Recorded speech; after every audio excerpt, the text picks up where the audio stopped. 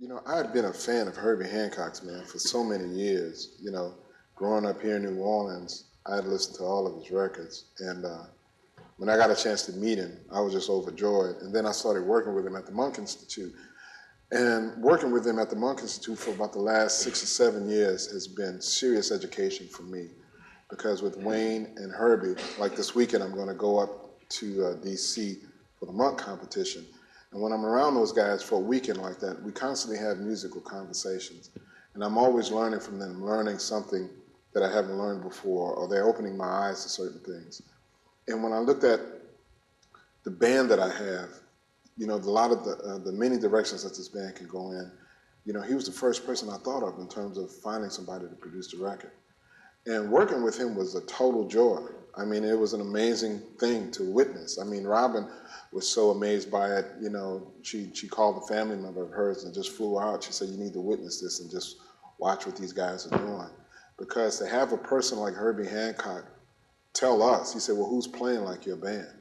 You know, we never thought, you know, you try to be humble in this business, you know, and you never want to think of yourselves as being, you know, on a certain level. I mean, we're always trying to get better, but we're always trying to be honest about what it is that we do too. And when a person like that makes a statement like that, it's a truly humbling and experience, and it's also a great honor.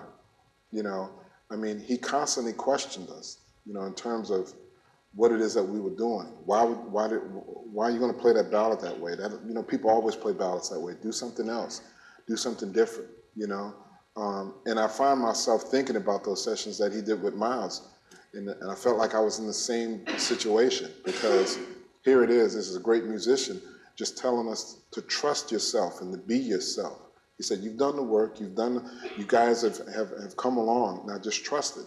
And I tell you, it was interesting because one night, you know, he started talking to us about the plug nickel sessions. And I forgot what tune we did. I think it was Kendrick's tune. We went on and did a take of it, and the band sounded very much like the plug nickel stuff.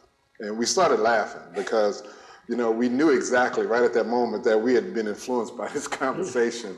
And we knew we had to we were like, hey, time out, cut. Let's do another take. So we took a break, and then we started really relying on what it is that we like, what it is that we're about, and the things that Herbie told us. And we went back in, and the music sounded totally different. And that from that point on, I think everybody in my band has been totally changed, you know, in their artistry, because, you know, we've kind of, you know, been blessed by somebody like a Herbie Hancock, who's come along and say, you know, you guys are on a path. Make sure you stay on that path. You know, and that's been our whole thing, just to try to find our sound, our rhythm, you know, our colors, and not be afraid of that, and embrace it and have as much fun with it as we can. He was great, though. Just in terms of business, I mean, you think of Herbie Hancock, and he's an icon, and he went into the studio without any paperwork. And when I got the paperwork, because the record company said, oh, you guys are crazy, Herbie Hancock will not do that project because the budget is not going to be big enough for Herbie's fee. Herbie asked for a tenth of what his fee usually is, and he asked for producer points that aren't recoupable against Terence's account with the record company. And he made it so that his advance isn't recoupable against Terence's account. And for Herbie Hancock to do that was just, the record company was blown away. I mean, they couldn't believe that. They had never seen anything like it. We had never heard anything like that before. And, you know, just a dream on so many levels. Of course, you know, Terence, like he said, creatively and artistically. And then for me, in terms of business, I did the deal with his assistant, and then his assistant had it translated by the lawyers. It's the easiest thing that you could even think of.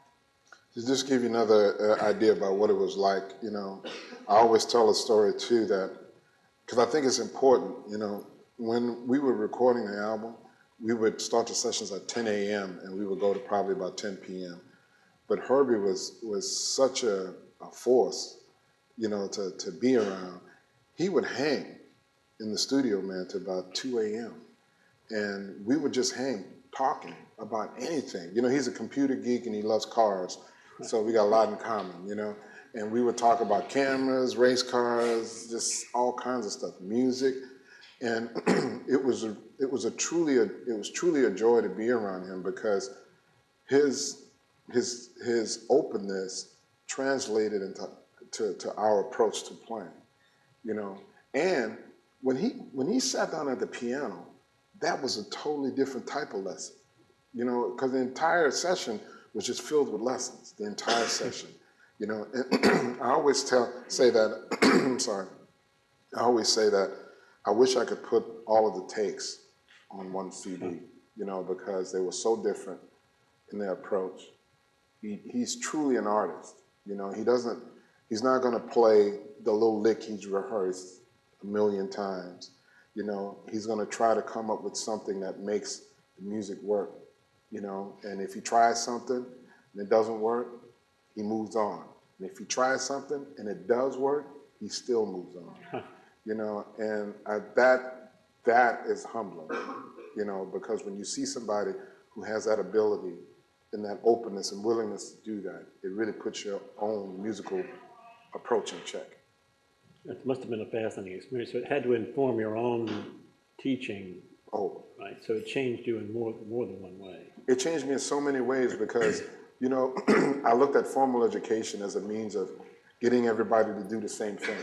And working with Herbie, he made me understand that that's not necessarily the best approach for certain artists. I mean, look, we all need to learn fundamentals. We all need to learn theory and all of that stuff.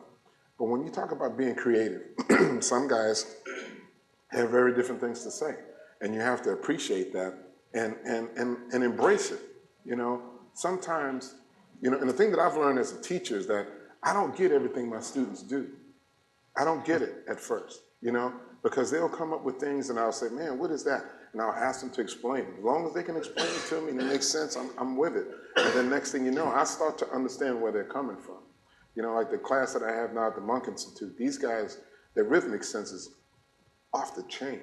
I mean, you know, the stuff that they write, you know, in terms of how they displace rhythm is totally, it's extremely unique. And they don't even realize what they're doing. They're just doing things. And they come to me, you know, nervous, you know, with this nervous look on their face, like I'm about to tear their music apart, which I do. But I'm also very amazed at what they do. And I learned all of that from being around Herbie and Wayne, you know, just talking to them. Because those guys are so open. And that's the thing I think you really need to understand. People, you know, tend to think that when you get to a certain level, these guys are like, oh, I'm Herbie Hancock, you need to step. No, they're totally the opposite. You know, they're very open individuals. They're interested in trying anything. If you come up with something that intrigues them, they say, hey man, let's try it. We'll never know until we try. And I love that, you know, because when you approach not only music but life that way, then sky's the limit. It's true.